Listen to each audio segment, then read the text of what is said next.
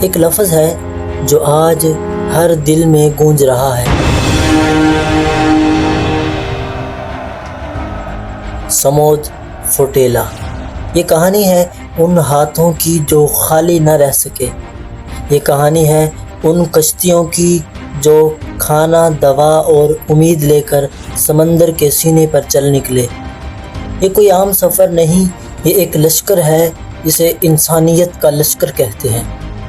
ہم نے دیکھا دنیا کے مختلف ساحلوں سے چھوٹی بڑی کشتیوں نے جمع ہونا شروع کیا۔ کوئی وکیل تھا تو کوئی ڈاکٹر، کوئی نڈر شہری اور کہیں کوئی سینئر رہنما۔ سب کے پاس ایک ہی مقصد تھا، غزہ تک پہنچایا جانے والا کھانا، دوائی اور داستان حیات۔ وہ قافلہ خود ایک محاصرے کو چیلنج تھا۔ ان میں سے کچھ جہازوں پر پاکستانی پرچم بھی لہرا رہا تھا۔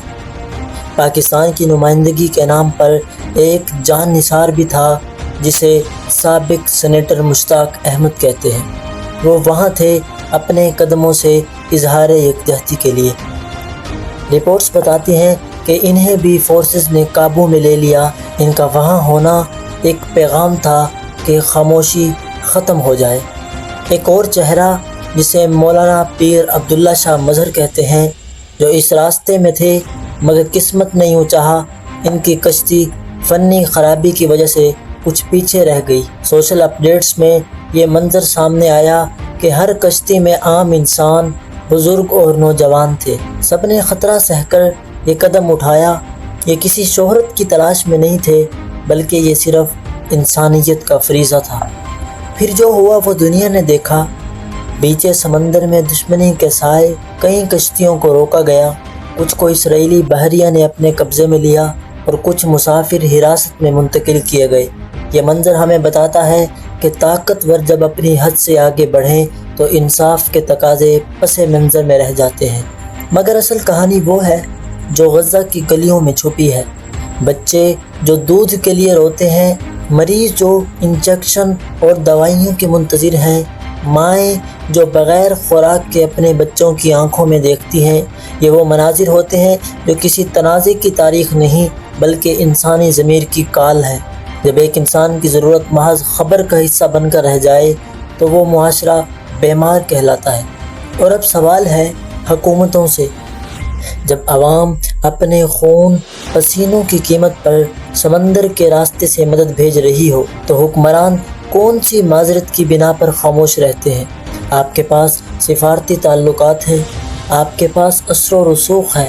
اس موقع پر خاموشی قبول نہیں۔ امت مسلمہ کی قیادتیں اٹھیں، ترکی سے لے کر پاکستان تک، مصر سے لے کر ایران تک، جو بھی ربط ہے وہ استعمال کریں۔